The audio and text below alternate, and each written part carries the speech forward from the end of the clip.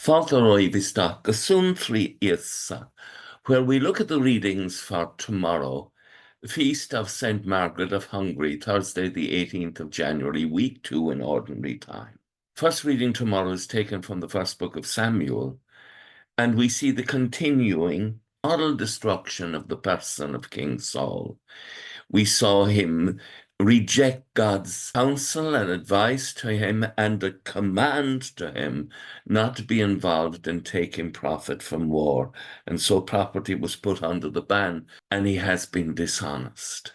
Now we see the further moral decay develop in him with jealousy. He becomes jealous of the man who has done him the great favor of destroying the enemy military forces. Saul is jealous of David.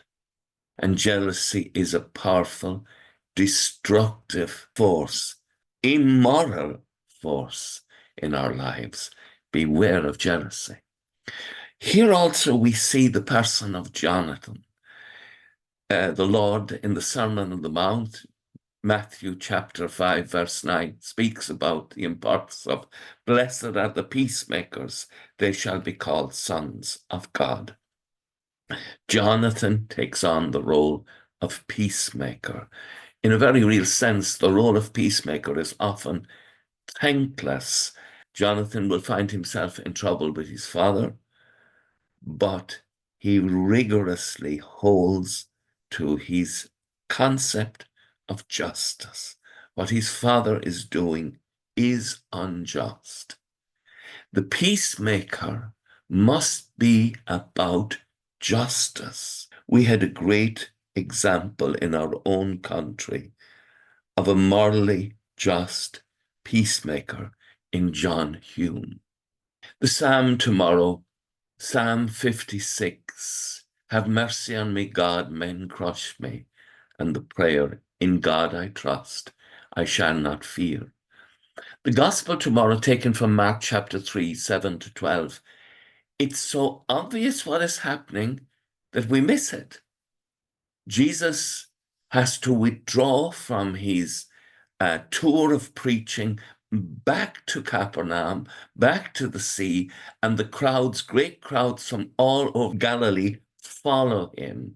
And he's cured so many that they're rushing forward to touch him.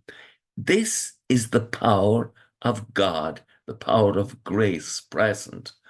And that's made very clear to us when even the unclean spirits, whenever they saw him, would fall down and shout before him. This is the power of grace. But it is so obvious that when the gospel is read, that we actually say, well, what's happening here? We miss out on it. And I wonder at times, are we so asleep that we're missing out on the grace of God around us even today? One of the things for us to pray is, Lord, open my eyes that I may see your work around me. Lord, open our eyes that I may cooperate with your work today. With thoughts such as these, let us go to our beds and let us pray that we shall indeed awaken in the morning with the praise of God on our hearts and on our lips. Agus gamana dia ilakok duk shiv, ahal mak agus spirit nev. Amen. Slán gafol. Bye for now.